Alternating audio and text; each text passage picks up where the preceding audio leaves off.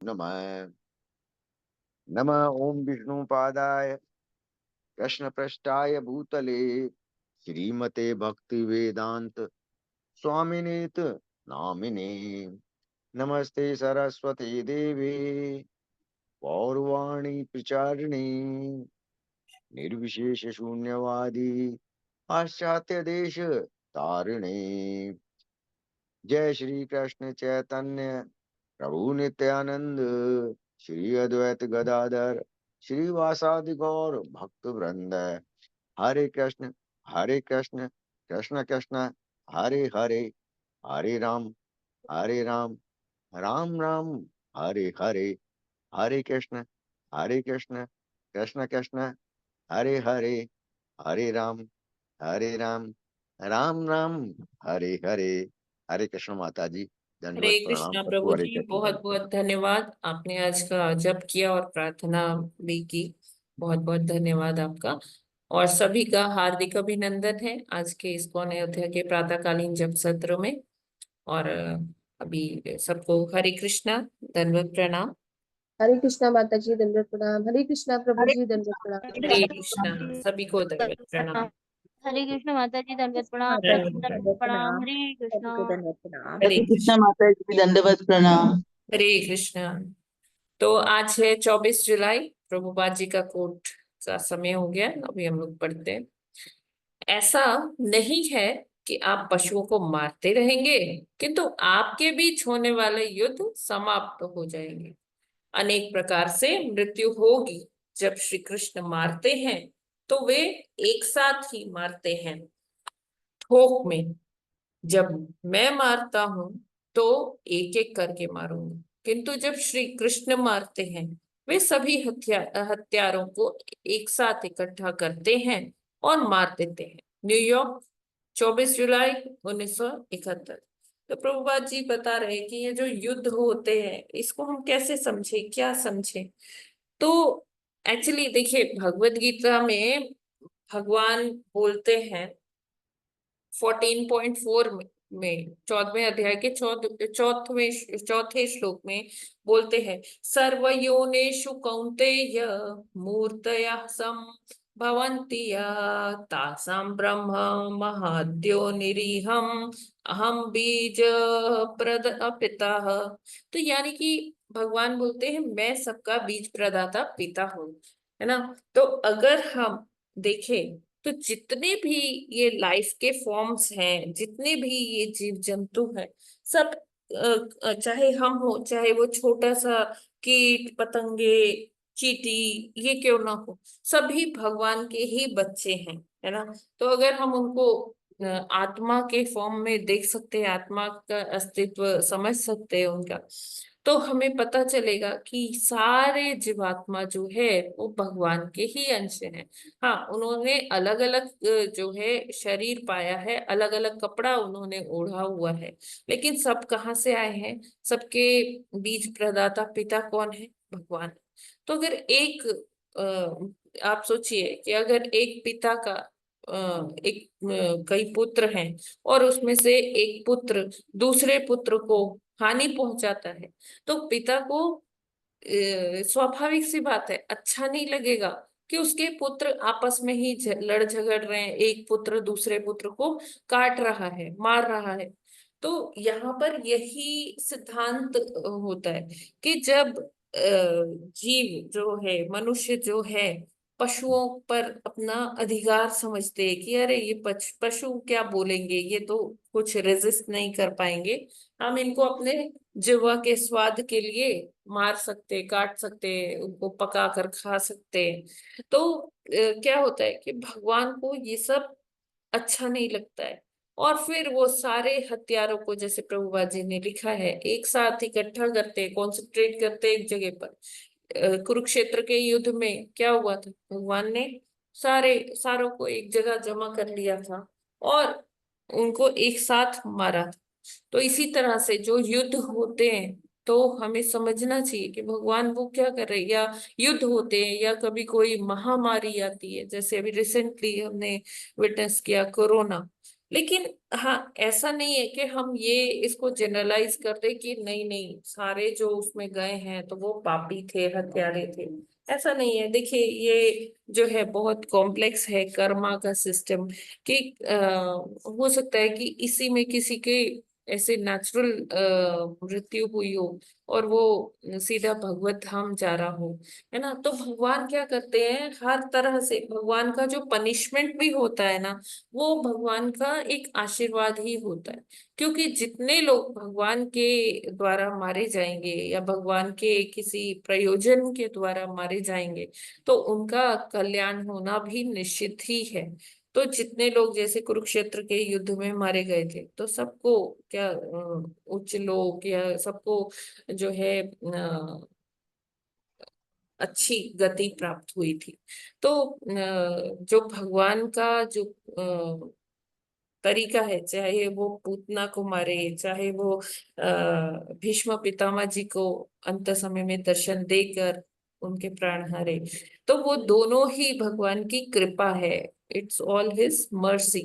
तो भगवान के हाथों जो भी जिस तरह से भी भगवान के सामने प्राण त्यागता है, तो भगवान उसको बहुत अच्छा आगे सदगति देते हैं, अपने किसी को अपने धाम में बुला लेते हैं। जैसे पूतना का भगवान ने वध किया और पूतना को धात्री का पद दे दिया और सीधा पूतना को गोलोक धाम भेज दिया। तो भगवान बहुत दयालु हैं। लेकिन वो जो हम ये कृत्य करते हैं, तो फिर उनको ये अच्छा नहीं लगता कि जब हम पशुओं को मारते हैं। तो हमें ये देखना चाहिए। देखिए, हम एक टाइम पर दोनों कार्य नहीं कर सकते, कि हम जब भी कर रहे हैं और हम ऐसे घृणित कार्य भी कर रहे हैं। या जैसे जो पाश्विक प्रवृत्ति के जो मनुष्य हैं, उनका उद्धार कैसे होगा। तो भगवान यही करते हैं कि जो पशुओं को मारते हैं, उन सबों को एक जगह इकट्ठा कर देते हैं और उनका उनको मारते हैं। प्रभुपाद जी कहते हैं, हम मारते हैं किसी को, हम पशुओं का वध करते हैं या किसी का वध करते हैं, तो हम एक एक करके ही कर सकते हैं। लेकिन भगवान सबको एक साथ इकट्ठा करके कंसंट्रेट करके एक जगह पर फिर सबको मारते हैं। तो भगवान सर्वशक्तिमान है, पूर्ण पुरुषोत्तम है। तो वो इस तरह से कर सकते हैं और उनका दी हुई सजा भी उनका क्या है, कृपा ही है। हरे कृष्णा। जगत गुरु श्रील प्रभुपाद की जय। I hope it is clear to everyone. हाँ माता जी, हरे सब जीव भगवान हरे के ही कृष्ण अंग माता हैं, जी। इसलिए सबका किसी का वध नहीं करना चाहिए और शाकाहारी भोजन ही करना चाहिए। तो भगवान सारे कृपालु हैं, दयालु हैं। लेकिन माता जी, शास्त्रों में भी ये बुराई तो मिलती है। जो कैसे? सती के पिता थे, जब वो यज्ञ कर रहे थे, जिसका के शिव जी ने जिन यज्ञ को जिसका वो रोक दिया था, गुस्सा हम्म। होकर, तो उसमें भी उन्होंने जानवर रखे थे, जो है उसके लिए भगवान के उसके लिए। तो वो भी क्या बुराई जानवर शास्त्रों रखे में थे हो रही। प्रभु जी? वो क्या कहते हैं, वो देते हैं ना, बलि देने के लिए। देखिए, तो बलि का कॉन्सेप्ट हम यहाँ कलयुग में बहुत अलग समझते हैं। जो हमारे हम्म, शास्त्रों में बलि का कॉन्सेप्ट होता है, वो एक बहुत जीर्ण, बहुत वृद्ध जो पशु होते हैं, जैसे पहले के टाइम में घोड़ों की सवारी करते थे राजा लोग, उनको युद्ध में ले जाते थे। जब ऐसे घोड़े वृद्धावस्था को प्राप्त होते थे, तो फिर उनके अगले जीवन के लिए उनको इस तरह से यज्ञ में ऐसे माचिस से अग्नि नहीं लगाई जाती थी। यज्ञ में मंत्रों के द्वारा अग्नि प्रज्वलित होती थी। और जो उसमें वो जो बलि के लिए वो तैयार किए, मतलब वो वृद्ध जो जीवात्मा होता था, गाय हो गई, घोड़ा हो गया, तो उनको ऐसा कोई जलने वाली तकलीफ नहीं होती थी उस यज्ञ में। बल्कि उनको उससे और उच्च योनि की प्राप्ति होती थी। जैसे कोई घोड़ा है तो वो बड़ा किसी ब्राह्मण कुल में आ गया, या उसको बहुत ही अच्छा, बहुत अच्छे से उसको क्योंकि वो हवन कुंड में अपना प्राण त्यागते हैं, तो अगला जो जन्म मिलता है उनको ऋषियों की कृपा से एक बहुत अच्छा वो मिलता है जन्म। अच्छा माता जी, मतलब वो अग्नि से नहीं होती थी, नहीं मंत्रों नहीं से नहीं। होता था। हाँ, मंत्रों से वो अग्नि प्रज्वलित होती। अभी आजकल तो तो जो हम हवन करते हैं उसमें क्या ऐसा हो पाता है? हमें तो माचिस का, कपूर का, ये सब का प्रयोग करना पड़ता है ना। हाँ हाँ माता जी, जी। हाँ तो मैं समझ गया लेकिन वो पहले के वध नहीं था वो। हाँ, वध पहले तो के लेकिन शब्द माता जी वध ही लिखा है उसमें शास्त्रों में। क्या? वध क्या कहते हैं, पशु वध। हाँ, देखिए, और दूसरा ये था कि जो राजा महाराजा होते थे, जो सैनिक होते थे, क्षत्रिय, अब वो अपनी किस तरह से वो अपना जो सैन्य शक्ति है, कैसे उसको, उसका रिहर्सल कैसे करे, वो आपस में तो नहीं मार सकते थे। तो जंगल में जो शेर आदि हिंसक पशु होते थे, जो किसी को नुकसान पहुंचा रहे हैं, लोगों को, या बहुत वृद्ध भी हो गए, तो वो उनके साथ युद्ध करते थे। और ये हमें पता है, ये सिद्धांत है कि युद्ध भूमि में अगर कोई मारा जाता है तो वो वीरगति को जो प्राप्त हुआ, उसको आगे स्वर्ग की प्राप्ति होती है। तो इस तरह से भी अगर देखा जाए तो वो हाँ पशु माता जी। कैसा है कि वो मतलब क्षत्रियों के ट्रेनिंग के लिए इस्तेमाल किए जा रहे हैं। और अगर उनको ऐसे वृद्ध जीवात्माओं को अगर ऐसी मृत्यु की प्राप्ति होती है, तब भी उनके लिए बहुत श्रेष्ठ है वो मृत्यु। हाँ माता जी ठीक है, उद्धार कल्याण के लिए था वो सारा, यस प्रभु जी। वैसा नहीं था। हरे कृष्ण। लेकिन अगर कोई उसे अपनी जिह्वा के स्वाद के लिए कर रहा है तो यहाँ उसके लिए प्रभु आज जी ने लिखा है। हाँ माता जी क्लियर है, हरे कृष्ण। हरे कृष्ण माता जी। यस प्रभु जी, हरे कृष्ण। जी माता जी, जो घर में कीट पतंग को मारते हैं, ककरोच को, मच्छर को, इस सब को मारते हैं हाँ स्प्रे मार करके, ये जी, भी तो पाप है। बिल्कुल पाप है, घनघोर पाप है। क्योंकि मच्छर को और देखिए, मच्छर की इतनी चेतना नहीं है, मच्छर को नहीं पता कि अरे मैं काट रहा हूं तो इनको दर्द हो रहा है, या मक्खी को नहीं पता है ना, ऐसे जो है। अभी इन सब को भगवान ने बनाया है, भगवान ही बीज प्रदाता पिता है। तो ऐसा नहीं है कि हमें ही जीने का हक है। इन जो ये जीवात्माएं हैं जो निम्नतर योनियों में कही जाती है, कीट पतंगे वाले, तो इनको भी जीने का उतना ही हक है जितना हमको है। हम पावरफुल, हम जैसे शक्तिशाली हो, उनसे कंपैरिजन में शक्तिशाली हैं, तो हम ये समझते हैं कि हम इनको मार सकते हैं, और हमें मारने में इनको कोई कष्ट भी नहीं होता है। स्प्रे कर देते हैं, रैकेट से मार देते हैं, है ना, चट चट चट वो आवाज आती है, वो रैकेट से मार देते हैं।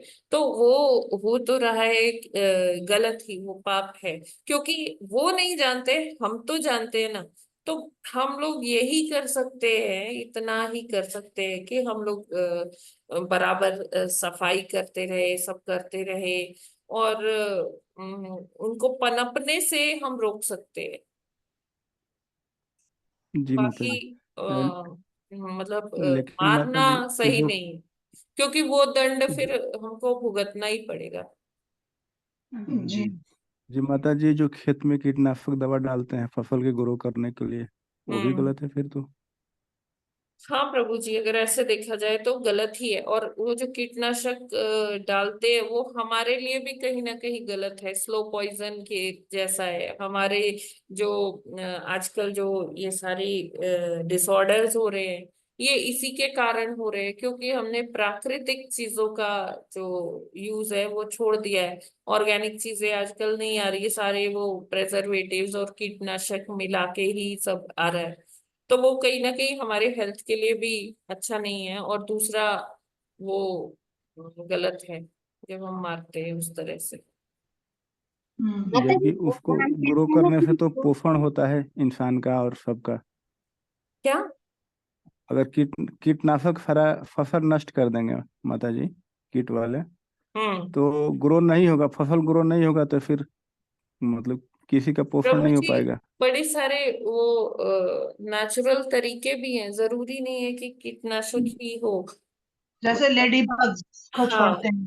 तो जैसे वो ग्रीन मेन्योर होता है और वो नीम की खली वाला वो होता है, तो वो सारा इस्तेमाल करके भी लोग अभी जो ऑर्गेनिक फार्मिंग हो रही है वो इसी तरह से हो रही है प्रभु जी, उसमें कोई केमिकल्स का यूज नहीं है।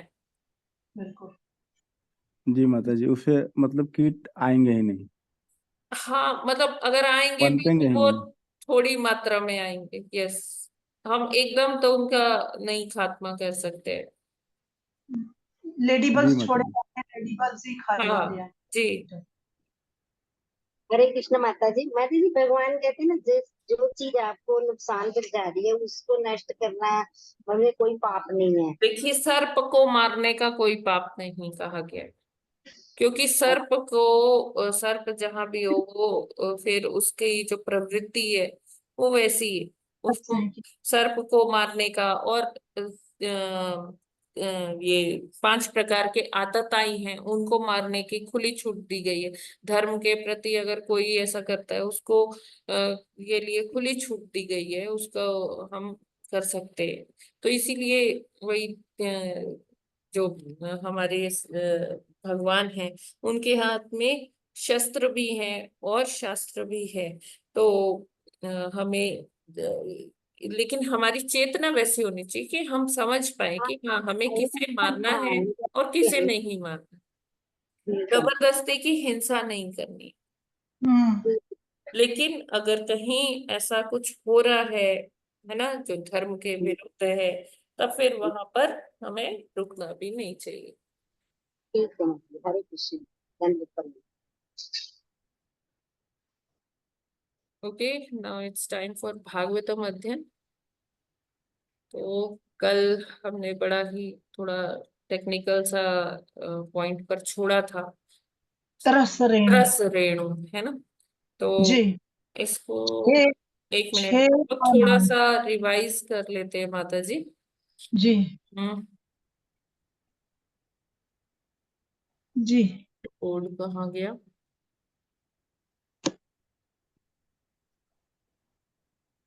माता जी, छठा छठा श्लोक।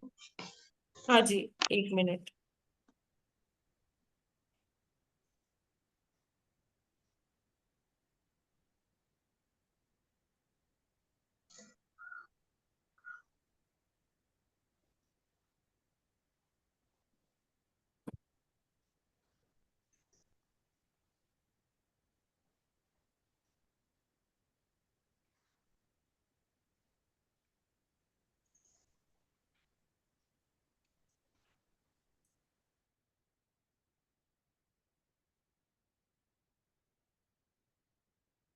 एक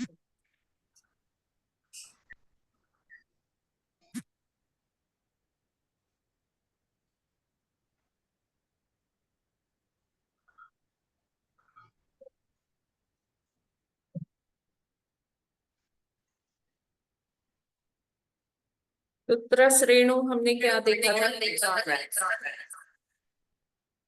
माता जी आपकी आवाज गूंज रही है।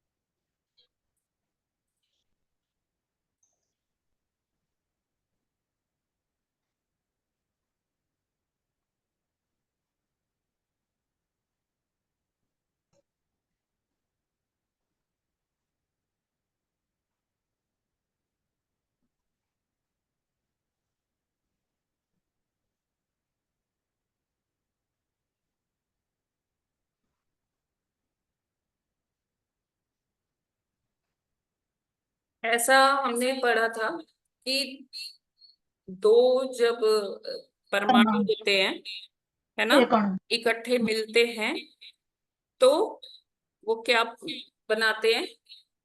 एक अणु बना। प्लीज इस पे स्क्रिबल मत करिए।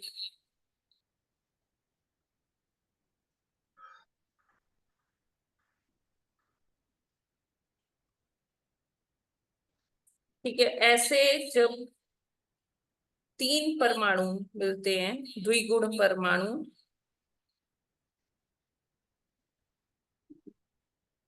तो वो क्या बनाते हैं? षट द्विगुण परमाणु। ये क्लियर हो रहा है क्या? जी माता जी। हरे कृष्णा। और सारे माता जी प्रभु जी भी बोल सकते हैं। हरे कृष्णा।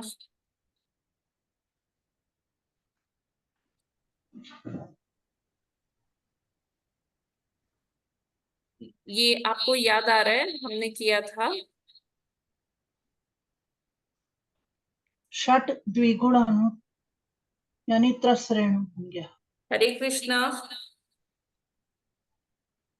हाँ जी माता जी। है ना? तो ये क्या बन गया? षट द्विगुण परमाणु, है ना, जिसको हम त्रस रेणु भी कहते हैं। अब जी ऐसे ही जो है हमारे पास जब ये ऐसे षट त्रिगुण वाले 3 मिलते हैं, तो वो कितने हो गए? 18 हो गए ना टोटल। जी 18 आज 6 हम प्लस। उसके बारे में पढ़ेंगे। ठीक जी है, हाँ अब हम आते हैं, कल वाला एक बार रिवाइज करेंगे।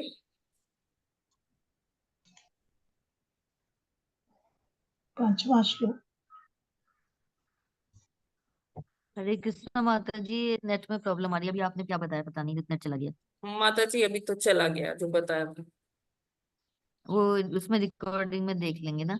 हाँ, तो कल हमने क्या पढ़ा था? कल हमने पढ़ा था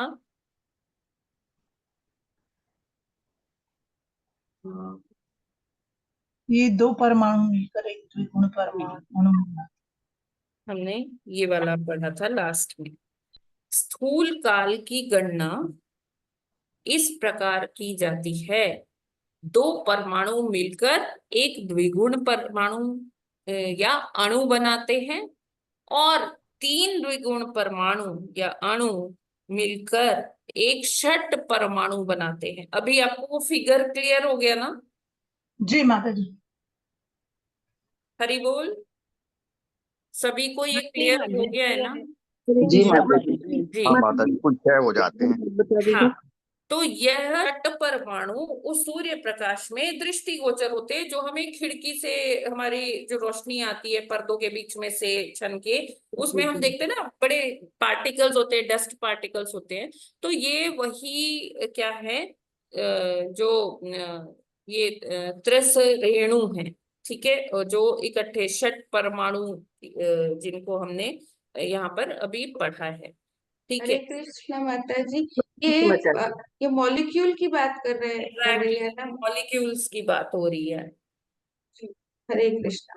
हाँ, तो इसमें तात्पर्य में क्या लिखा है? परमाणु का वर्णन अदृश्य कण के रूप में किया जाता है, किंतु जब ऐसे 6 कण परस्पर मिलते हैं तो वे त्रस रेणु कहलाते हैं, और इन्हें खिड़की के पर्दे के छेदों से होकर आने वाली धूप में देखा जा सकता है।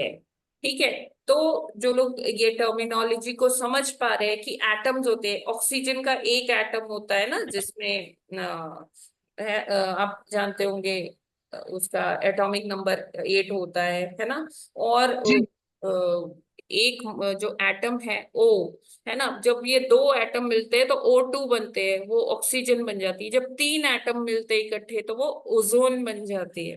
ठीक है, तो इसी तरह से ये वही बात की गई है। तो यहाँ कैसे बोला गया है कि जब 2 परमाणु मिलते हैं तो एक अणु बनता है, या उसको द्विगुण परमाणु कह सकते हैं। जब ऐसे 3 द्विगुण परमाणु मिलते हैं तो वो क्या बन जाता है? षट परमाणु या त्रस रेणु उसे कहते हैं। ठीक है, आई होप ये सभी को क्लियर है। त्रस रेणु क्या है, ये क्लियर हो गया ना? जी जी माता माता जी। जी जी। माता जी। अब हम आज का श्लोक पढ़ते हैं, 6ठा श्लोक। जी माता जी, स्टार्ट। 6ठा श्लोक। त्रसरेणु त्रिकं भुङ्क्ते यः कालः स त्रुटिः स्मृतः शतभागस्तु वेदः स्यात् त्रैत्रिभिस्तु लवः स्मृतः। हरे कृष्णा। हरे कृष्णा। त्रसरेणु त्रिकं भुक्ते यः कालः स त्रुटिः स्मृतः शतभागस्तु भेदः स्यात् तैस्त्रिभिस्तु लवः स्मृतः। हरे कृष्णा। हरे कृष्णा। तस्रेणु त्रिकं भुक्ते यः कालः स त्रुटिः स्मृतः शतभागस्तु वेदः स्यात् स्त्रीभिस्तु लवः स्मृतः। हरे कृष्णा। हरे कृष्णा।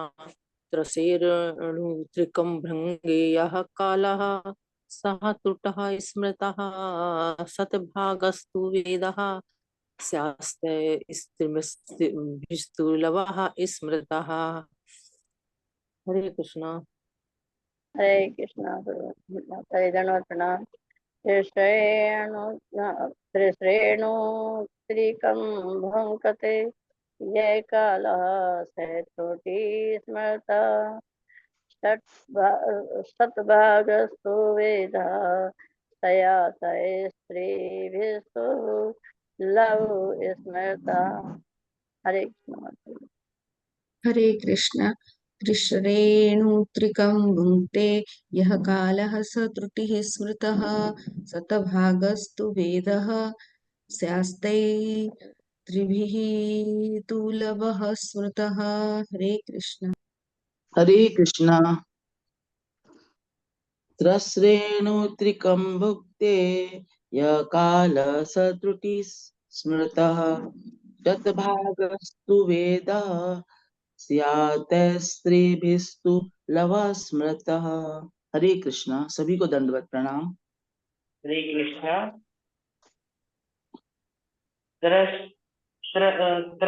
त्रसरेणुत्रिकं भुक्ते यः कालः स त्रुटिः स्मृतः शतभागस्तु वेदः स्यात् स्त्रीभिस्तु लवः स्मृतः। हरे कृष्णा। कृष्ण। त्रसरेणुत्रिकं भुङ्क्ते यः कालः स त्रुटि स्मृतः शतभागस्तु वेदः स्यात् स्त्रिभिस्तु लवः स्मृतः। हरे कृष्ण। हरे कृष्णा। त्रसरेणु त्रिमंकु भोक्तेंग यः कालः स त्रुटि स्मृतः शतभागस्तु वेदः स्यात् तैस्त्रिभिस्तु लवः स्मृतः। हरे कृष्ण। हरे कृष्ण। त्रसरेणुत्रिकं भुक्तं यः कालः स त्रुटः स्मृतः शतभागस्तु वेदः स्यात् स्त्रीभिस्तु लवः स्मृतः। हरे कृष्ण। हरे कृष्णा। त्रसरेणुत्रिकं भुङ्क्ते यः कालः स त्रुटि स्मृतः शतभागः तु वेदः स्यात् ते त्रिभिः तु लवः स्मृतः। हरे कृष्णा। माता जी दंडवत प्रणाम। प्रभु जी दंडवत। सभी भक्तों को दंडवत प्रणाम।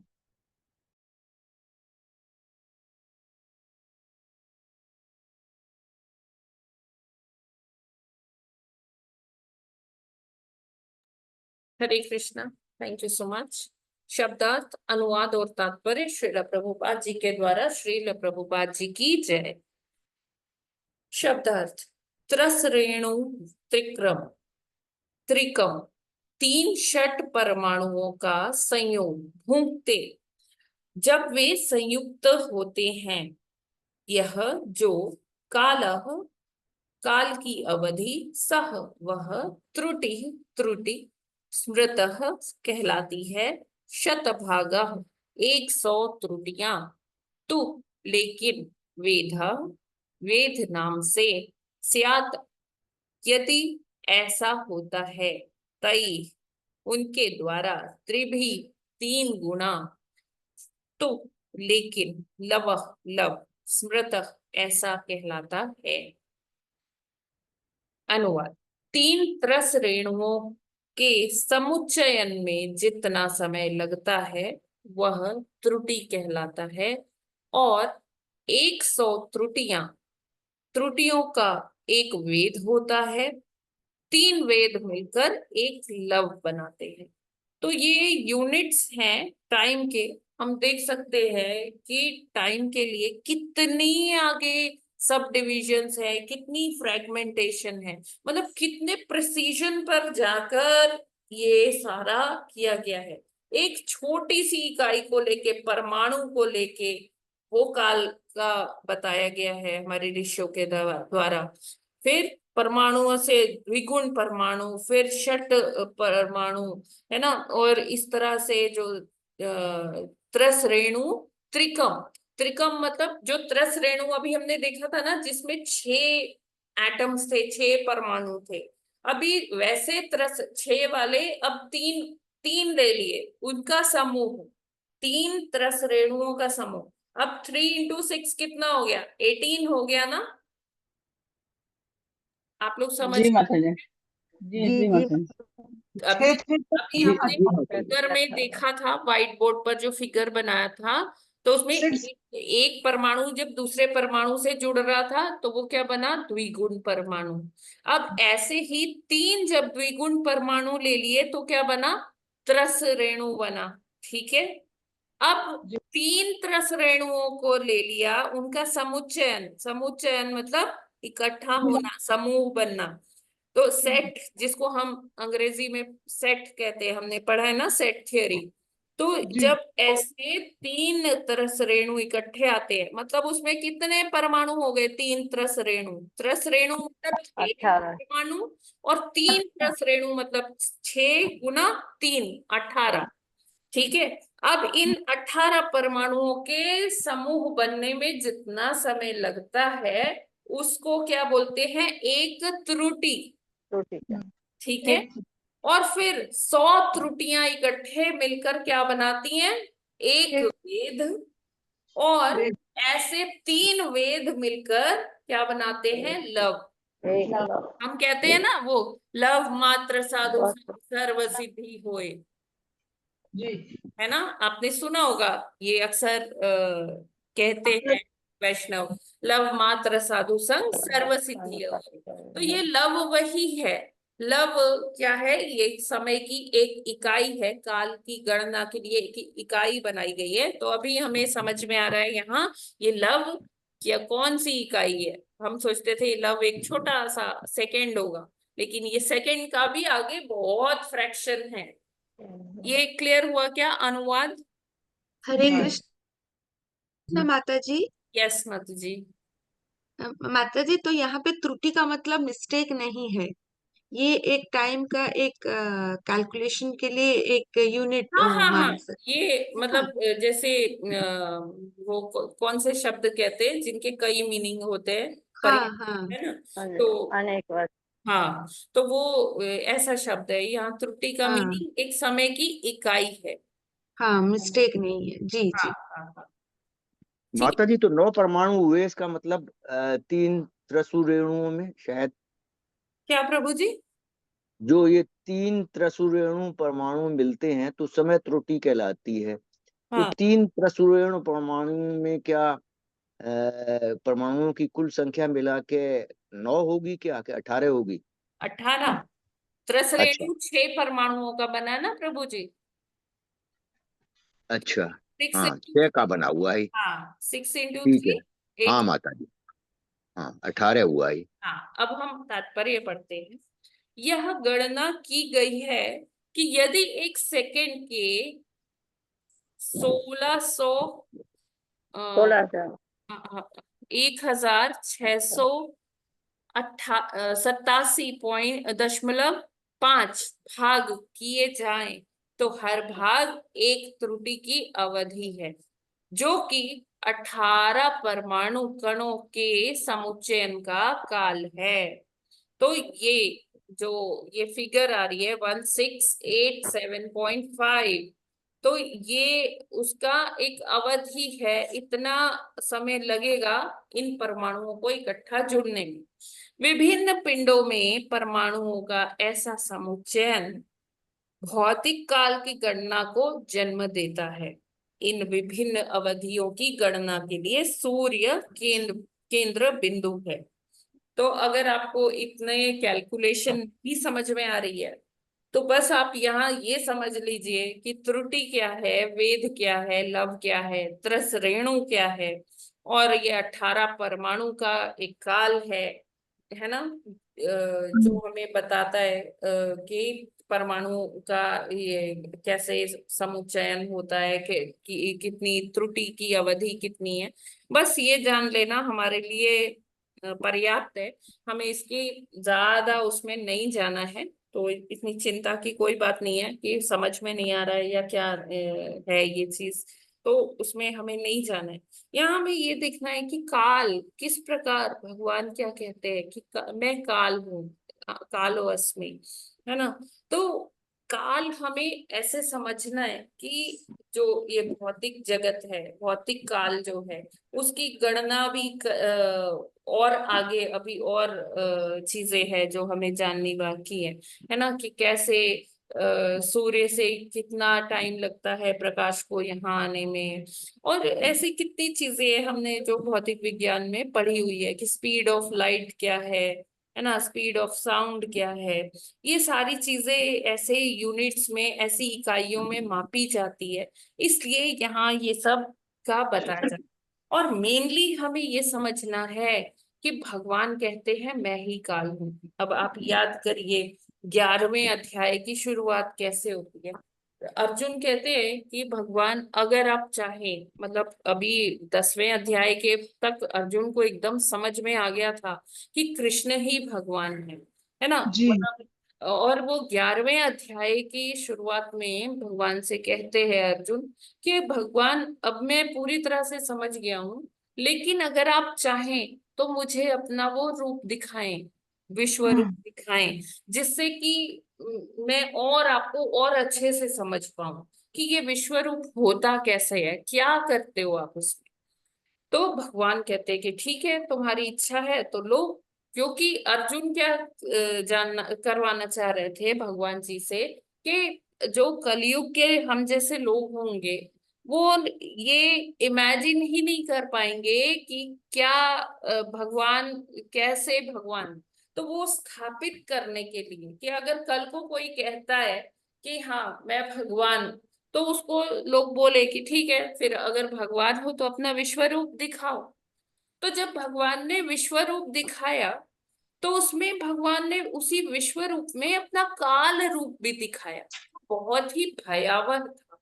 अर्जुन पहले तो एकदम, जिसको कहते हैं ना, एकदम ऑस्ट्रक हो गया, मतलब कि जैसे हम कहते हैं हमारी आंखें कुछ ऐसा विस्मित कार्य देखते हैं तो हमारी आंखें फटी रह जाती हैं, अरे ये क्या है ना। तो उस तरह से अर्जुन हो गया। लेकिन धीरे धीरे जब उसने बारीकी से देखना शुरू किया कि भगवान के दांत देखो कैसे नुकीले से हैं, बाहर को आ रहे हैं, उनके मुख से एक अग्नि सी निकल रही है, तो और सारे जो जीवात्मा है वो उस अग्नि में पहले झुलसाए जा रहे हैं, और फिर भगवान जो वो हड्डी वगैरह है उसको दांतों से कुचल के क्या कर रहे हैं, चूर्ण बना रहे हैं।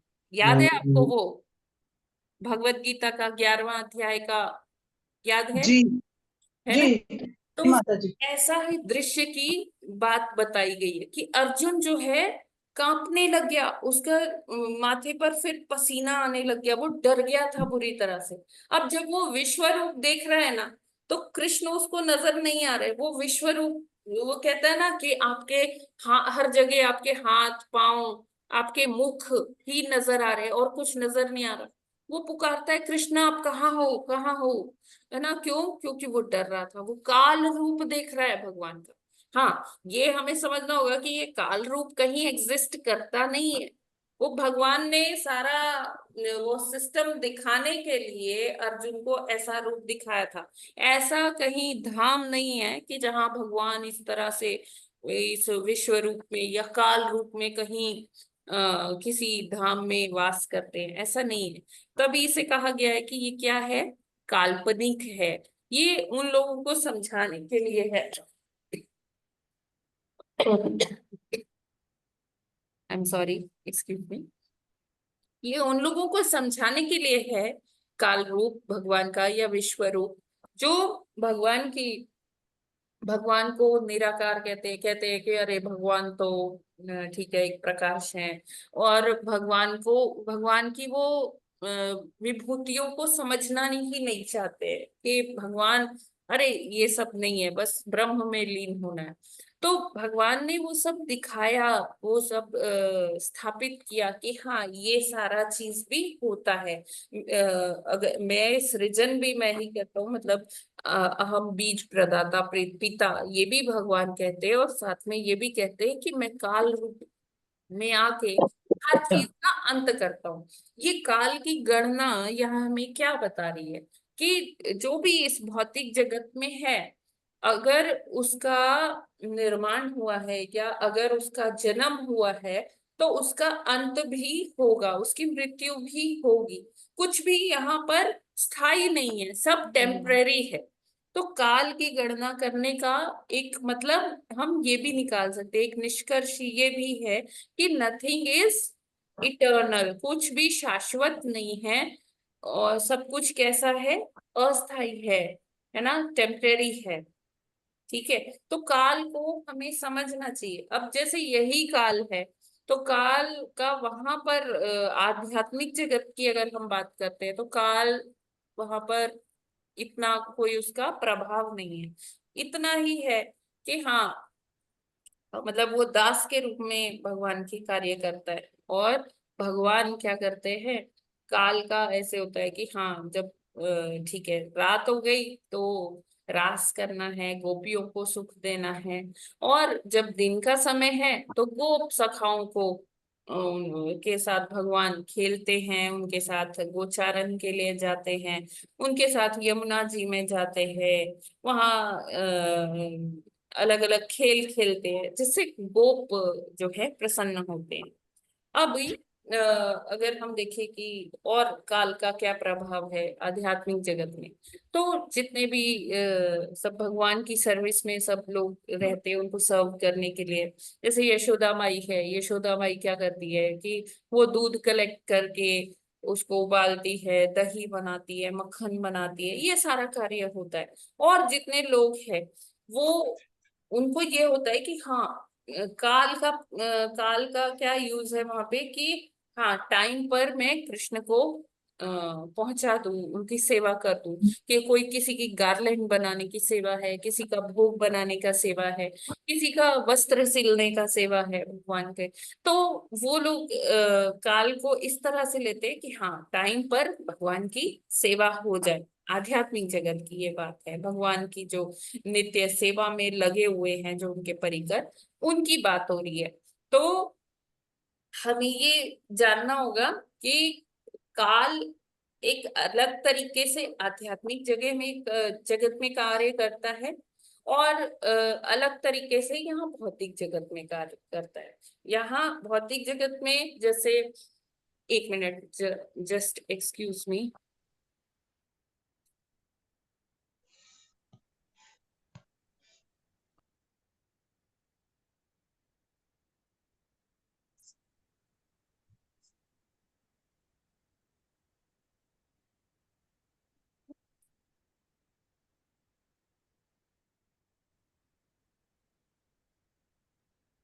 हरे कृष्णा, सॉरी। तो हाँ, हम लोग डिस्कस कर रहे थे कि बहुत अलग तरीके से काल इधर भौतिक जगत में कार्य करता है और आध्यात्मिक जगत में। भौतिक जगत में काल क्या है, एक तरह से कंट्रोलर है। चाणक्य ने भी बोला है कि आप कितने भी मुद्राएं देके, जो बीत गया है जो समय, उसका एक क्षण भी आप वापस नहीं ला सकते। धन आप फिर भी दोबारा से अर्जन कर सकते हो, कमा सकते हो, लेकिन जो एक क्षण जो बीत गया है वो क्षण दोबारा से नहीं नहीं ला ला सकते। सकते हैं। कितनी भी आप स्वर्ण मुद्राएं दे दीजिए, कितना भी आप संपत्ति दे दीजिए, आप वो काल का जो क्षण बीत गया है उसे वापस नहीं ला सकते। लेकिन जो आध्यात्मिक जगत है वहां पर काल कंट्रोलर के रूप में नहीं है, वहां काल कैसा है, भगवान के दास के रूप में है। अगर भगवान को भगवान रास कर रहे हैं तो भगवान क्या कर सकते हैं, वो रात्रि को ब्रह्मा जी की रात्रि जितना लंबा भी बना सकते हैं, काल उसमें कुछ नहीं कर सकता। ठीक है, हमने यहाँ भौतिक जगत में भी देखा कि भगवान ने काल को कैसे इशारा किया और सूर्य अस्त हो गया जब जयद्रथ को मारना था अर्जुन को, है ना। हरे कृष्णा, याद है ना। तो क्या हुआ, सूर्यास्त हो गया, फिर भगवान ने एक इशारा किया तो फिर से क्या हुआ, सूर्य उदय हो गया। क्या ये नॉर्मल कंडीशंस में हो सकता था? नहीं हो सकता ना। कोई भी ऐसा नहीं कर सकता है, कोई मनुष्य, कोई पशु, कोई ऐसा कोई नहीं कर सकता। सिर्फ ये भगवान के इशारे पे होता है। क्यों? भगवान जहां भी है तो वो काल उनका दास ही है, और भगवान को भगवान का जो आदेश है वो उसको मानना पड़ेगा। ठीक है ना। तो इस तरह से हमें काल को ऐसे समझने की जरूरत है, ना कि इन कैलकुलेशंस में जाने की जरूरत है। अगर ये हमें नहीं भी समझ में आ रहा तो कोई बात नहीं है, लेकिन हमें जो अंडरलाइन प्रिंसिपल है उसको फॉलो करना बहुत जरूरी है कि ये काल हमें क्यों समझा रहे हैं मैत्रेय मुनि विदुर जी को, है ना। तो विदुर जी को यही समझा रहे कि भगवान ने उनको ऐसा बताया था कि काल जो है मेरा दास। कभी भगवान काल के रूप में आ जाते हैं। अब जैसे हमने डिस्कस किया कि वो काल के रूप में अर्जुन को बहुत डरा रहे थे, तो भगवान काल के रूप में जैसे कोरोना जैसी डिजीज के फॉर्म में भी आ जाते हैं, मृत्यु लेके आते हैं, है ना। सबको हटाते हैं यहाँ से, भौतिक जगत से। और यही है, भगवान के अनेकों रूप है, यानी कि हमें सबको, सब चीज को हमें कृष्ण भावना भावित होकर ही देखना चाहिए कि कोई ऐसी चीज नहीं है जो भगवान से अलग है। अगर लाइफ भगवान से आ रही है ना, तो डेथ भी भगवान से ही आ रही है। और हमें इस डेथ काल को, हमें देखिए, काल को एक हम टाइम के विद रिस्पेक्ट टू टाइम देखते हैं, और एक काल को हम विद रिस्पेक्ट टू डेथ देखते हैं, मृत्यु। तो ये जो भी है, काल जो है भगवान से विलग नहीं है। भगवान के, हमें भगवान के संदर्भ में ही रहकर काल को एनालाइज करना होगा, देखना होगा। ठीक है, ये क्लियर है। हरे हम काल भगवान का ही रूप है, भगवान का ही प्रतिनिधि है। और भौतिक जगत में ये शाश्वत नहीं है, आध्यात्मिक जगत में ये शाश्वत है। नहीं और नहीं, काल शाश्वत की बात नहीं हो रही है प्रभु जी, शाश्वत काल तो है ही। ठीक है, यहाँ पर क्या है, कंट्रोलर के फॉर्म में है, और आध्यात्मिक जगत में वो कंट्रोलर नहीं, वो दासत्व का भाव में दास है, वो दास है ना। ठीक है, हाँ। जी। लेकिन माता जी हरे ये तो कृष्ण अदृश्य होता है ना। फिर भगवान ने जो वृहद रूप दिखाया अर्जुन को, तो वो काल रूप क्यों कहा गया? क्योंकि वो बहुत सारे जो है क्योंकि वो उनको बहुत भयावह था, भयावह था, इसलिए है ना। काल रूप उसमें कहलाया। अर्जुन देख पा रहा था कि जीवात्माएं भगवान के मुंह में जा रही है, पहले वो अग्नि के द्वारा झुलसाए जा रहे हैं, और फिर भगवान उनको दांतों से चबा रहे हैं, उनका ठीक चूर्ण है बना माता। रहे हैं। ठीक है ना। अगर हाँ आप माता। देखिए, आप थोड़ा सा देखिएगा 11वें अध्याय में आप पढ़ेंगे ना, तो आपको ये हाँ एकदम माता। क्लियर हो जाएगा। हाँ माता जी, शाम को पढ़ लेंगे। ठीक है। हरे कृष्ण सातवां। हरे माता जी। कृष्ण माता जी। हाँ जी माता ये जी। जैसे ये विश्व रूप जो है, ये वास्तव में अर्जुन को दिखाया गया, लेकिन छोटी, बहुत छोटी अवधि के रूप में दिखाया गया। ये काल्पनिक नहीं है ना, काल्पनिक लेकिन है, बहुत काल्पनिक है। लेकिन अर्जुन को समझाने के लिए भगवान ने दिखाया। अर्जुन भी नहीं, अर्जुन के द्वारा हमें समझा रहे हम सब हैं, समझाने के लिए जी है ना। बाकी ऐसे फॉर्म में कहीं कोई ऐसा धाम नहीं है जहां भगवान इस रूप में रहते होंगे।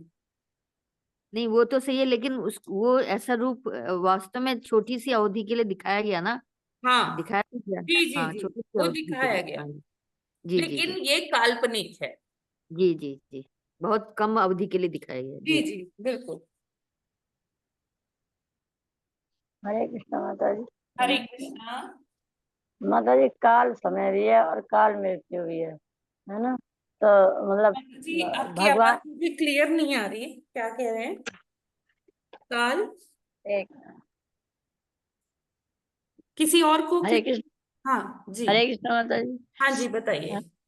काल मतलब समय भी है और काल मृत्यु भी हाँ जी है ना। तो मतलब अब अर्जुन ने हमें समझाने के लिए भगवान से ये रूप दिखाने के लिए कहा, हाँ जी और उन्होंने खुद भी समझा कि भाई जब तक अर्जुन नहीं समझेंगे तब तक वो हमें नहीं बता सकते कि भाई भगवान अर्जुन कैसे हैं। भगवान के और मुख से ही हमको समझा रहे हैं, वो खुद नहीं बोलेंगे, हाँ है ना।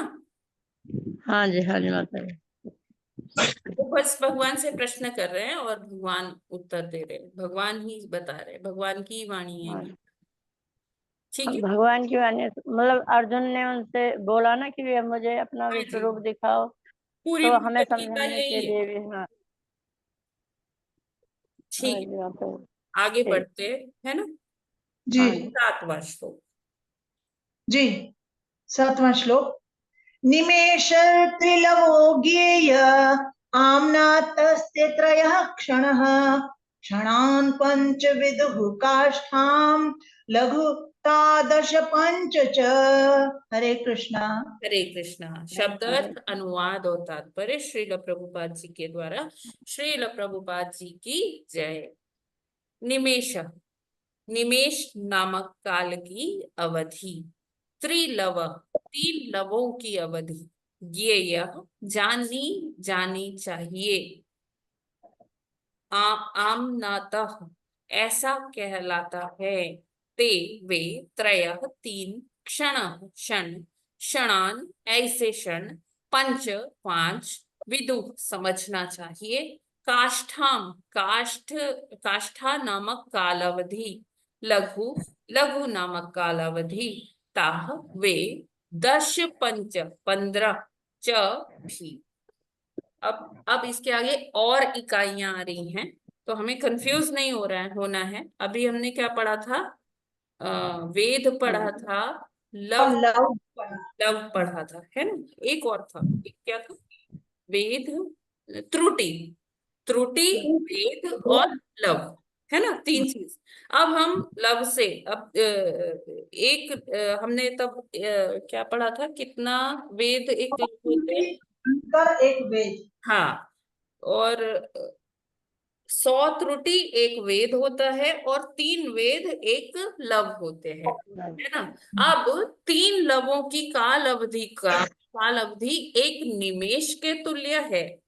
3 निमेष मिलकर एक क्षण बनते हैं। जैसे हम कहते हैं ना, हर क्षण हमें भगवान का नाम लेना चाहिए।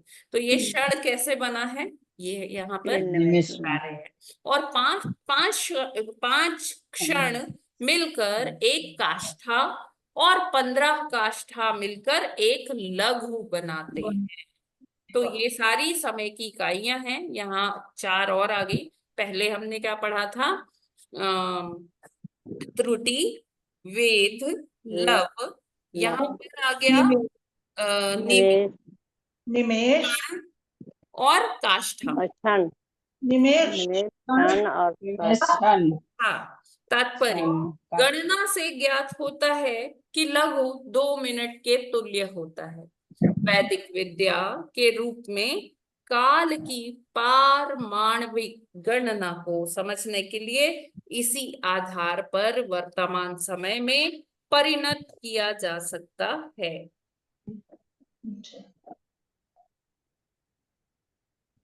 हरे कृष्ण माता जी। यस माता जी।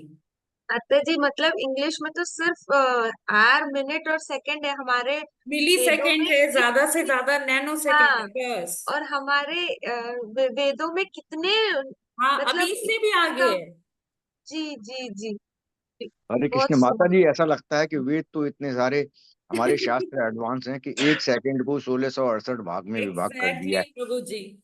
अभी तक तो हम समझते थे कि सेकंड से छोटी कोई चीज होती ही नहीं है इस हाँ दुनिया में, जी। पूरी जिंदगी में नहीं समझ पाए, लेकिन आज तो लेकिन हम समझ स्टॉप रहे हैं। वॉच आप देखेंगे तो उसमें मिली सेकेंड्स भी होते हैं प्रभु जी। हाँ, हाँ माता जी, ये हरे जो कृष्ण। जो एथलीट्स जब रेसिंग करते हैं, हाई जंप करते हैं, डिस्कस थ्रो, ये सारा होता है, उसमें स्टॉप वॉच लेते हैं तो उसमें मिली सेकेंड्स तक जाता है। इवन अच्छा। फिजिक्स लैब में भी यूज होती है हाँ, मिली। लेकिन उससे आगे नहीं। हाँ माता कितना माता जी। सुंदर है माता जी, इसको अगर वाइडली वो किया जाए कितना बढ़िया है ये। हाँ एग्जैक्टली। हाँ चलिए हम आगे भी ये फटाफट कर सकते हैं, 2 श्लोक 9 तक, जी माता जी। क्योंकि इसमें कुछ इतना समझने का नहीं है। जी 8वां पढ़े, जी 8वां श्लोक। भूनि वै समाम्नाता दश पंच च नाडिका द्वे द्वे मुहूर्तः प्रहरः षड्यामः सप्तवानृणाम। हरे कृष्णा। हरे कृष्णा। शब्दार्थ और अनुवाद श्रील प्रभुपाद जी के द्वारा। श्रील प्रभुपाद जी की जय। लघुनी, ऐसे लघु, प्रत्येक 2 मिनट का। वही, सही सही। समामनाता, कहलाता है।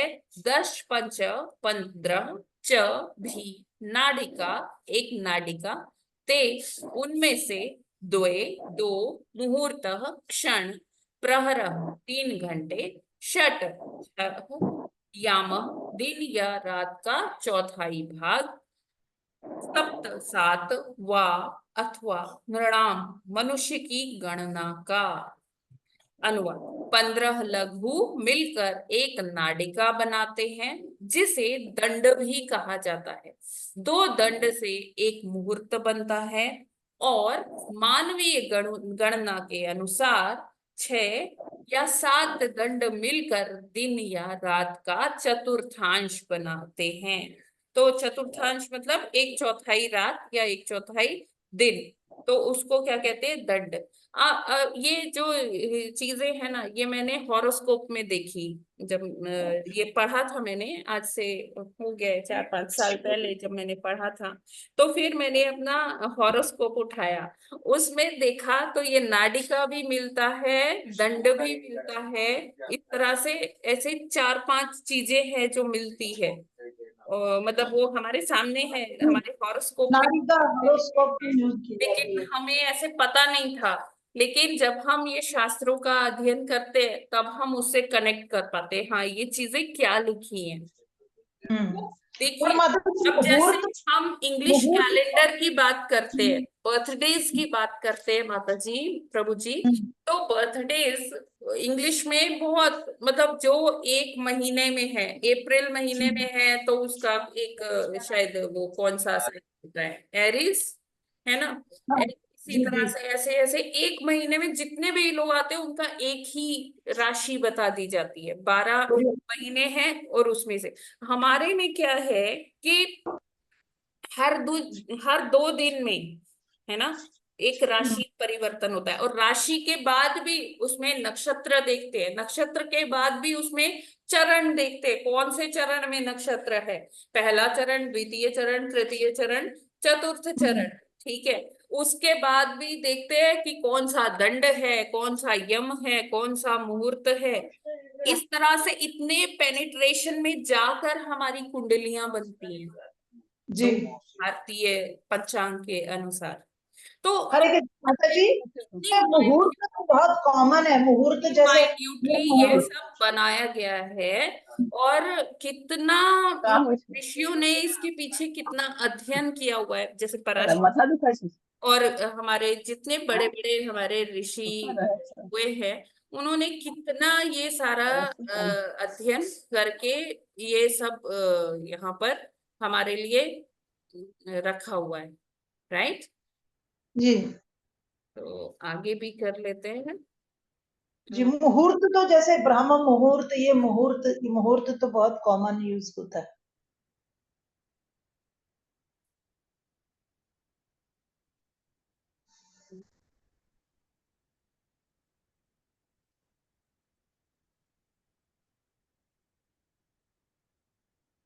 ठीक है, ये वाला कल करते हैं माता जी। जी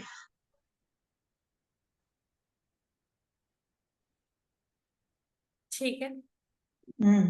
अगले श्लोक में वो आर ग्लास का भी डिस्कशन हाँ है। जी, हाँ जी, बिल्कुल। ठीक है, तो आई होप आप लोगों को थोड़ा सा ये क्लैरिटी हुआ होगा ना। मैं अगर समझा पाई हूँ तो मैंने थोड़ा प्रयत्न किया जितना अपनी बुद्धि के हिसाब से। नहीं, बहुत अच्छा दिखाया आज ये, खास करके जो जैसे साइंस ने बड़े तो आराम से समझ में आएगा ये कैसे जी जी। परमाणु मिलके अणु बनाते हैं और फिर अणु ऐसे मिलकर के 3 मिलके तो 6 वाला। किसी का कोई प्रश्न है क्या या कोई कमेंट? हरे कृष्णा। माता जी ये याद होने वाले में बहुत मुश्किल है। नहीं, याद करने की जरूरत भी नहीं है। मैंने बताया ना कि काल को किस रूप में हमें देखना है। हाँ। तो बस वो वही, अगर हम उतना समझ पा रहे हैं तो इट विल सफाई, मतलब ये पूर्ण है, मतलब इतना ही समझना है हमें। और माता जी दूसरा हमें इस बात पर गौरवान्वित होना चाहिए कि हमारे शास्त्रों में इतनी दूर तक की कैलकुलेशन है, जो बहुत समय की बहुत छोटी से छोटी इकाई को माप सकते हैं, जबकि हम जो भौतिक लेवल पर पढ़ते हैं, विद्या प्राप्त करते हैं, जो अविद्या, तो वो उसमें तो बस सेकंड तक ही जाते हैं, घंटा मिनट सेकंड, है ना। यस। तो जबकि हरे यहाँ कृष्ण माता जी, इतना इतनी नॉलेज था उनको। इतनी बिल्कुल नॉलेज वाले तो भगवान ने आध्यात्मिक जगत से ही भेजे होंगे, जो कि इतनी छोटी कैलकुलेशन में भी जा पाए सूक्ष्म रूप में, और जिन्हें इतना पता पड़े कि 1 सेकंड का भी इतना छोटा होता है, और इतनी सारी नॉलेज जिनके अंदर थी। हाँ, देखिए प्रभु हरे जी, कृष्ण। वो जीवात्मा ही होते हैं और वो इस स्तर पर पहुंच जाते हैं सिर्फ भगवान का नाम लेने से ही। उनको हाँ माता जी। ये ज्ञान उनके हृदय में प्रकाशित होता है। तो हाँ माता जी। ऐसा सब कोई, सारे जीवात्मा अगर एक कर सकता है तो और भी जीवात्मा कर सकते हैं। बस यही है कि हमें उतना सीरियसली भगवान का नाम लेना पड़ेगा, है हाँ ना। माता जी, ये भौतिक जगत हमको से ही है। ना कोई सिखा सकता है, ना कोई समझा सकता है, ना कोई पुस्तक हमें पढ़ ले तो हमारे अंदर ये ज्ञान हृदय में प्रकाशित होता है भगवान का। जब हम नाम जप करेंगे तो वो सारी चीजें, सारा ज्ञान भगवान हमारे हृदय में प्रकाशित करेंगे। तो अगर हमें मतलब ऐसे राइज करना है, और नो डाउट कर सकते हैं, प्रभुपाद जी कहते हैं कि हर एक जीवात्मा में इतना पोटेंशियल है, लेकिन हम लोग क्या है, किसी भौतिक जगत के खाना पीना सोना, है ना, और वंशवृद्धि करना, अपने को डिफेंड करना, इसी में लगे रहते हैं। हाँ माता जी, भगवान से तो प्रार्थना है हम कि सोचते हैं कि सब केवल लोगों यही को कार्य है हमारा, राइट। बहुत सारा आध्यात्मिक ज्ञान प्रदान करें, हम्म। जिससे कि बहुत भक्ति सारी के मार्ग में चीजें सब हैं लोग बढ़ जहाँ सकें, बहुत सारे आध्यात्मिक मार्ग आयाम में। हैं एक्सप्लोर करने के लिए। तो वो तभी हो सकता है जब हम भगवान के पवित्र नामों का जप करें, क्योंकि एक भगवान ही, एकमात्र भगवान ही है ऐसे जो हमें हर चीज का ज्ञान प्रदान कर सकते हैं। बाकी किसी के बस की बात नहीं है। तो बिल्कुल। जितना हाँ माता हम जी। उनको, उनके चिंतन में रहेंगे, हमारी ये भौतिक समस्याएं तो हल होंगी ही, और साथ ही में हमें आध्यात्मिक उन्नति भी बहुत ज्यादा मिलेगी। जी ठीक है हरे कृष्ण माता जी। जी। तो आज हम लोग यहीं पर विराम करते हैं। अति सुंदर। राज श्रीमद् भागवतम की जय। जय जगत गुरु श्रील प्रभुपाद की, नामाचार्य हरिदास ठाकुर की, ठाकुर की जय। अनंत कोटि वैष्णव भक्त वृंद की जय।